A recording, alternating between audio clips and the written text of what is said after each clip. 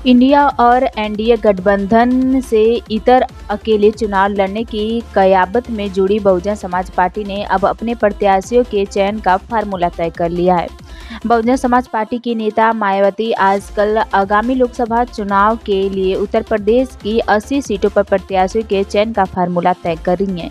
इस चुनाव में मायावती जिताऊ प्रत्याशी पर भी जोर लगा सकती हैं। नगर निकाय चुनाव में मिली करारी हार के बाद बसपा लोकसभा चुनाव में अपनी पुरानी गलतियों को सुधारते हुए प्रत्याशियों के चयन का मन बना रही हैं। नगर निकाय चुनाव में बहुजन समाज पार्टी के मुस्लिम कार्ड खेला गया था, लेकिन तब उसे करारी हार का सामना करना पड़ा था। अब लोकसभा चुनाव के लिए प्रत्याशी चयन की प्रक्रिया में मायावती ने क्षेत्रीय समीकरणों में फिट और जिताऊ प्रत्याशी को टिकट देने का फार्मूला तय किया गया है। इसी फार्मूले के तहत मंडलीय प्रभारी प्रत्याशियों के अंतिम चयन को अंतिम रूप देते हुए जुड़े हुए हैं। उन्होंने कई लोकसभा सीटों पर 2 से 3 प्रत्याशियों के पैनल को भी तैयार कर लिया है। मायावती जल्द प्रत्याशियों के नामों को फाइनल करेंगे। प्रत्याशियों की सूचना संबंधित प्रभारी स्क्रीन करने के बाद केंद्रीय कार्यालय को भेज देंगे।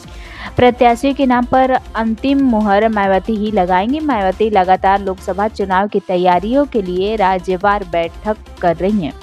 इसमें वो पार्टी पदाधिकारियों को कह रही हैं कि लोकसभा चुनाव समय से पहले हो सकते हैं, ऐसे में आप अपनी पूरी तैयारी करके रखें। इसके साथ ही मायावती यह भी कह रही हैं कि गठबंधन के भरोसे ना रहा जाए, क्योंकि अकेले दम पर मजबूती से चुनाव लड़ने का मन उन्हें बना लिया है।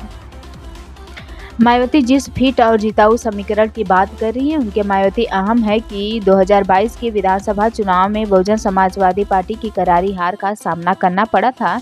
इसमें उन्हें मात्र 1 सीट मिली थी। इसके बाद हुए नगर निकाय चुनाव में बीएसपी ने मुसलमानों पर फोकस किया और 17 नगर निगम सीटों पर से 11 नगर निगम पर मुसलमानों को प्रत्याशी बनाया, पर इसमें भी उनका कोई खाता न खुल सका। इसे सबक लेते हुए मायावती और उनकी पार्टी में तय किया गया कि किसी एक वर्ग और जाति के आधार पर मजबूती दावेदार पेश नहीं की जा सकती, इसलिए हर सीट पर ऐसे प्रत्याशी को तवज्जो दी जाए जो अपने क्षेत्र में पकड़ रखता हो। अनारक्षित सीटों पर मायावती ऐसे प्रत्याशियों को प्राथमिकता देने की कोशिश में है जिससे ज़्यादा वोटर हो सके। नगर निकाय चुनाव में मायावती को मात्र 12% वोट ही मिले थे, जो उसमें मूल्य वाटर से काफ़ी कम था।